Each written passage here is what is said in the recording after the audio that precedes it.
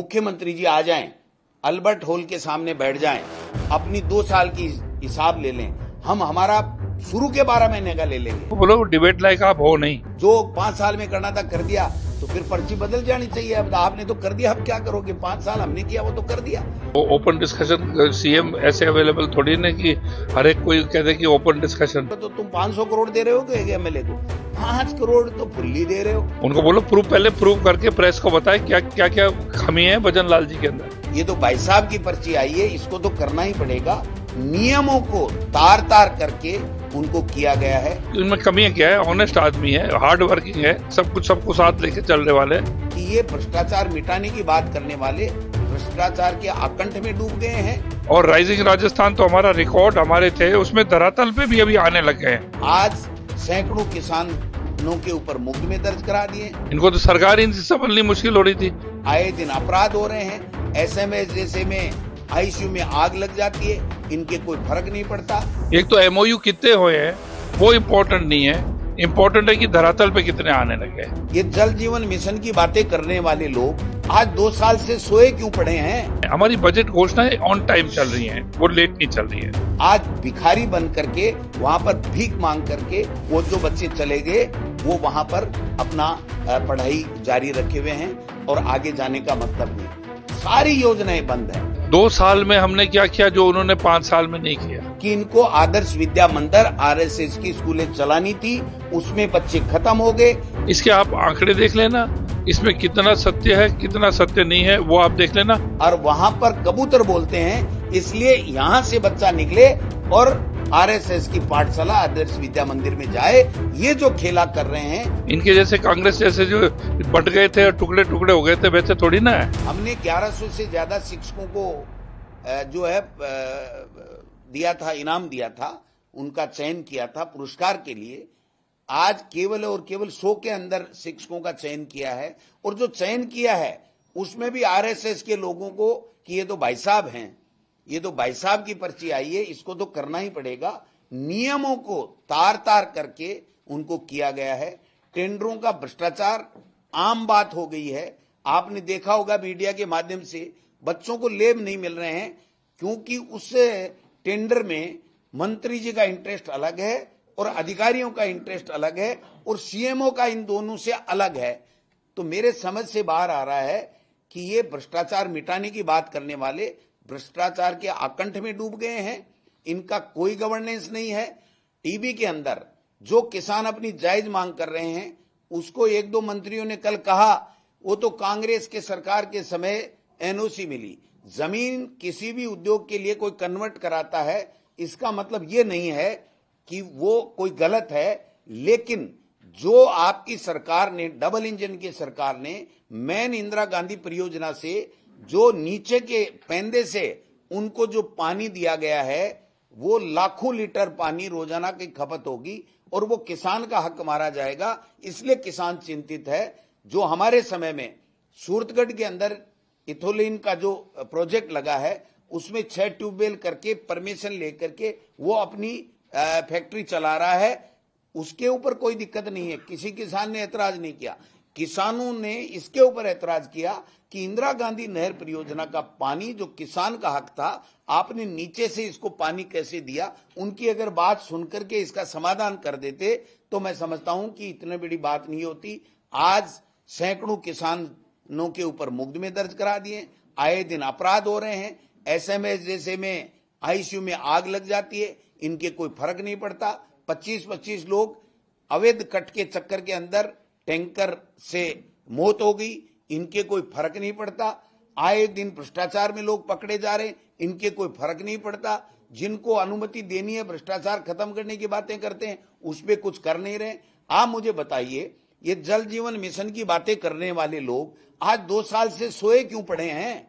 आज कह रहे हैं कि हम अधिकारियों के खिलाफ चुन चुन करके, उसमें भी चुन चुन करके अपने लोगों को बचा लो, अपने लोगों को बचा लो। जिसने अपना हिसाब कर दिया, अपने को अपना प्रतिशत दे दिया, उसके खिलाफ कुछ नहीं करना है। जिसने नहीं दिया उसके खिलाफ करना है। वरना अगर जल जीवन मिशन की चुनाव से पहले इन्होंने कहा था ये घोटाला हुआ है, हम जेल के सलाखों में लोगों को डालेंगे, तो क्या एक महेश जोशी को राजनीतिक आधार के ऊपर साजिश के तहत, षड्यंत्र के तहत जेल में डाल करके इतिश्री कर ली। इसका मतलब यह हुआ कि नीचे से लेकर के ऊपर तक सब एकदम ईमानदार लोग हैं।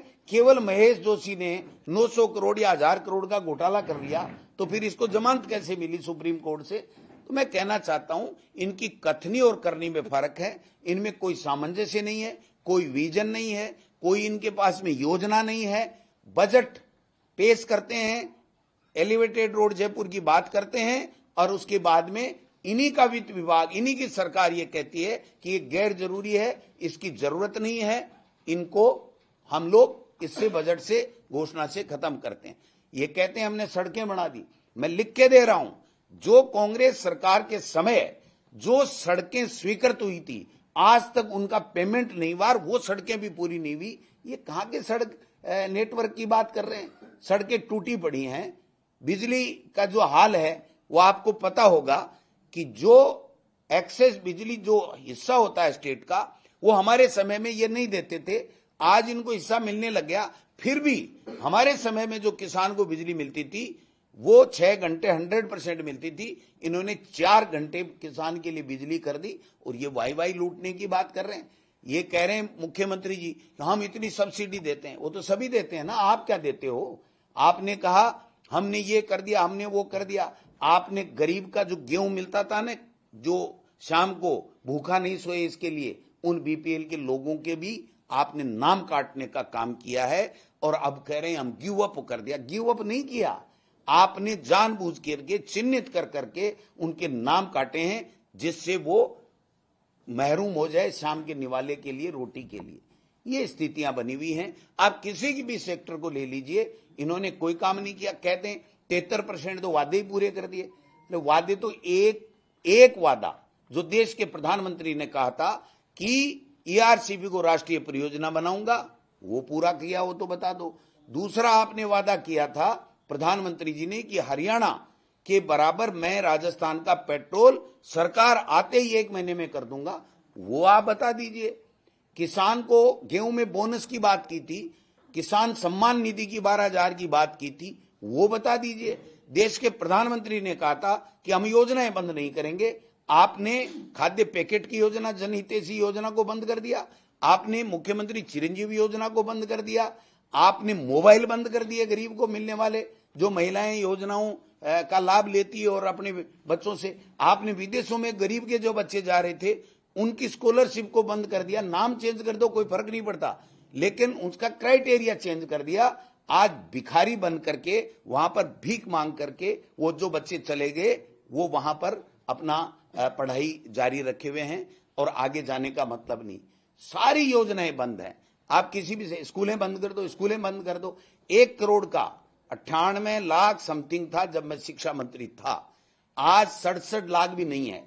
और जो ये नामांकन घटा है, ये मंत्री जी की और इस सरकार की जो गलत नीति है उसके कारण से घटा है। मंत्री जी ने आरटी एक्ट में संशोधन किया कि 6 साल के बच्चे को जो प्रवेश मिलता है, अब 5 साल के को ये 6 साल, 1 साल बढ़ा करके 6 साल को मिलेगा। तो इस साल एक भी बच्चा फर्स्ट में नहीं आ सका, क्योंकि आप बताइए कि जब 5 वाले का 6 कर दिया तो 5 वाला एडमिशन लेता तो वो तो 6 का होगा तब एडमिशन लेगा। अब घटा करके उसको वापस कर दिया। क्यों? कि इनको आदर्श विद्या मंदिर आरएसएस की स्कूलें चलानी थी, उसमें बच्चे खत्म हो गए, वो जो खंडर हो गए भवन, और वहां पर कबूतर बोलते हैं, इसलिए यहां से बच्चा निकले और आरएसएस की पाठशाला आदर्श विद्या मंदिर में जाए। ये जो खेला कर रहे हैं, मैं दावे के साथ कहता हूं कि मुख्यमंत्री जी आ जाएं, अल्बर्ट हॉल के सामने बैठ जाएं, अपनी 2 साल की हिसाब ले लें। हम हमारा शुरू के 12 महीने का ले लेंगे, और शुरू के 12 महीने में 2 साल की तुलना कर लेंगे तो कह रहे 5 साल, जो 5 साल में करना था कर दिया, तो फिर पर्ची बदल जानी चाहिए। अब आपने तो कर दिया, अब क्या करोगे? 5 साल हमने किया, वो तो कर दिया। इसलिए ये बातें करना, इसका कोई मतलब नहीं है। काली भाई भील योजना की स्कूटी की बात हो, जंग लग रहा है नहीं बांटेंगे, जंग लग रहा है नहीं बांटेंगे। झालावाड़ में 7 बच्चे मर गए, आज तक भवन नहीं बना। हाई कोर्ट ने इनको लताड़ लगाई कि स्कूलों के अंदर आप कब तक मरम्मत करोगे, ये बताइए, वरना अपने प्रमुख शासन सचिव को यहां पर हाजिर किया जाए। 16,000 करोड़ रुपए लगेंगे, इनके पास कोई प्रोजेक्ट नहीं है, कोई बिल नहीं है। दिलावर साहब लिख रहे हैं एमएलए कोटा दे दो, एमएलए कोटा दे दो, एमएलए कोटा दे दो। एमएलए का अपना अधिकार है, कानून से मिला हुआ है, वो अपने विधानसभा क्षेत्र में अपने हिसाब से खर्च करेगा। मदन दिलावर जी की चिट्ठी से 1 रुपया नहीं करता। गोविंद डोटासरा ने सबसे पहले पहल की थी, मैंने 50 लाख रुपए एक दिन में स्वीकृत किए थे, जो भी मेरे यहां मरम्मत थी। तो एमएलए तो स्वयं विवेक से अपने आप करेगा अपने विधानसभा क्षेत्र में, मदन दिलावर कैसे लिख सकता है? फिर भी आज तक भी मुख्यमंत्री एमएलए कोटे के लिए रिक्वेस्ट करते रहे। कोई प्राकृतिक आपदा आ जाती है, तो जैसे कोरोना हमारे समय में आ गया था, तो एक रिक्वेस्ट की थी, उसमें लगाया नहीं लगाया वो अलग बात है। पेयजल का संकट आ जाता है तो मुख्यमंत्री आग्रह करता है। लेकिन अगर 24 मंत्री हैं, 24 कहेंगे कि भाई हमारे को कोटा दे दो, हमारे कोटा, तो तुम 500 करोड़ दे रहे हो कि एमएलए को 5 करोड़ तो फुल्ली दे रहे हो, वो भी दे नहीं रहे हो। सैंक्शन निकलने के बाद में काम पूरा होने के ऊपर आप शेष बजट जारी कर रहे हो और आप बड़ी बड़ी बातें कर रहे हो। यहाँ है घोषणा। और मुख्यमंत्री जी, मैं आपको रिक्वेस्ट करना चाहता हूं, मीडिया को आप बुद्धू मत समझिए, मीडिया को कमजोर मत समझिए, मीडिया को मूर्ख मत समझिए। मीडिया बहुत समझदार है, मीडिया पढ़े लिखे लोग हैं, वो लोगों की बात करने के लिए आते हैं। आप जब प्रेस कॉन्फ्रेंस करते हो तो आपको सवाल लेने चाहिए। मीडिया को यही मोदी वाली स्टाइल चला दी आपने भी। अमित शाह और मोदी जैसे ईडी, इनकम टैक्स, सीबीआई का दुरुपयोग करके सबको चुप रखते हैं और मीडिया लोगों को। मैंने सुना है कि एक ने छाप दिया, कल की इनकी हालत ये थी, तो उसको तो अपने ग्रुप से ही वो पारुल कौन थे, उनको ग्रुप से ही हटा दिया। आप बताइए, तो आपके ग्रुप से हटने से वो कोई उसकी पत्रकारिता खत्म थोड़ी हो गई। उसका जो इंटेलिजेंसी है, उसकी जो पत्रकारिता है, उस पे आप सवाल उठा रहे हो, ये गलत बात है। किसी भी पत्रकार की पत्रकारिता पर सवाल उठाने का आपको राइट नहीं है। और मैंने यहां तक भी सुना है कि एड दे करके ये चाहते हैं कि हमारे खिलाफ कोई बात छपे ही नहीं, और विशेषकर मुख्यमंत्री जी के खिलाफ तो छपे ही नहीं। तो फिर मुख्यमंत्री क्यों बने हो? पहले कभी नहीं छपती थी, कभी भजनलाल जी का हमने तो नाम ही नहीं सुना 15 साल से। 3 बार एमएलए बन गए थे, अब अचानक सुना कि पर्ची खुल गई, मुख्यमंत्री जी बन गए। तो हमें भी ठीक है, पूरे प्रदेश के मुख्यमंत्री है, हमें किसी को कोई दिक्कत नहीं है। लेकिन सवाल यह है कि आपने इस राजस्थान का बेड़ा गर्क कर दिया। भ्रष्टाचार में नंबर 1 है। दिसंबर बाद में इनकी बजट की स्थिति यह है कि दिसंबर बाद में कर्मचारियों को वेतन नहीं मिलेगा। ये स्थिति इन्होंने इस राजस्थान में कर दी। और अपराध आप देख रहे हो, कुचामण में रंगदारी के चक्कर में मार दिया। रोजाना धमकी मिल रही है, कभी 5 करोड़, कभी 2 करोड़, कभी 3 करोड़, कभी किसी को मार रहे हैं, कभी किसी को मार रहे हैं। वहां पर बहुत ज्यादा उत्साह है और लोग अपने स्वदेश लौटना चाहते हैं, अपने देश के लिए करना चाहते हैं। वो एक बहुत ही बड़ा सक्सेस हमें दिखाई दिया। हर विभाग के अंदर उनका इंटरेस्ट है। और राइजिंग राजस्थान तो हमारा रिकॉर्ड हमारे थे, उसमें धरातल पे भी अभी आने लग गए हैं। एक तो एमओयू कितने हुए हैं वो इम्पोर्टेंट नहीं है, इम्पोर्टेंट है कि धरातल पे कितने आने लगे हैं। तो वो भी, उसका भी बहुत अच्छा रेशियो था, क्योंकि मैं भी इंडस्ट्री मिनिस्टर था और हमारे उस टाइम रिसर्जेंट राजस्थान हमारा हुआ था। उसके मुकाबले इसके अंदर बहुत ज्यादा जोश था। 2 साल के कार्यकाल को किस तरह से देखते हैं आप? 2 साल के कार्यकाल से मैंने जो आपको बताया है, जो हमारी बजट घोषणाएं हैं, हमारी बजट घोषणाएं ऑन टाइम चल रही हैं, वो लेट नहीं चल रही है। नंबर 2, जो मैंने आपको क्या पढ़ के 15 मिनट आपको बताया, 2 साल में हमने क्या किया जो उन्होंने 5 साल में नहीं किया, आपके सामने। अच्छा, दूसरा, अभी ये जो पुस्तिका आपको मिलेगी ना, एक मिनट ठहरिए, ये अगले 2-3 दिन में ये जो आपको किताब मिलेगी ना, इसके आप आंकड़े देख लेना, इसमें कितना सत्य है कितना सत्य नहीं है वो आप देख लेना। उसके बाद मैं आपसे बात करूंगा। मैं 16 को आ ही रहा हूँ, 16 को बैठ के बात करेंगे। एक बारी पुस्तिका पढ़, वो जाने ओपन डिस्कशन, सीएम ऐसे अवेलेबल थोड़ी ना कि हर एक कोई कहते कि ओपन डिस्कशन। उनको बोलो पहले प्रूव करके प्रेस को बताए क्या क्या कमी है भजनलाल जी के अंदर। मोस्ट एक्टिव चीफ मिनिस्टर हैं ये। आपकी उनमें कमियां क्या है? ऑनेस्ट आदमी है, हार्ड वर्किंग है, सबको साथ लेके चलने वाले। इनके जैसे कांग्रेस जैसे जो बंट गए थे और टुकड़े टुकड़े हो गए थे, वैसे थोड़ी ना है। इनको तो सरकार इनसे संभलनी मुश्किल हो रही थी। आज एक आदमी नेतृत्व कर रहा है, ईमानदारी से कर रहा है, हार्ड वर्किंग आदमी है, रात को सोता भी नहीं है, उससे ज्यादा क्या मिल सकता है इनको। और ये कह रहे हैं कि हम बैठ के हम डिबेट करना चाहते हैं। उनको बोलो डिबेट लायक आप हो नहीं। अरे साहब ऐसा आज धरातल पे कितने मैंने बता दिया यार, अब ना अब यार पूरे रामायण सुना दिया। आप कह रहे हो सीता कौन थी यार।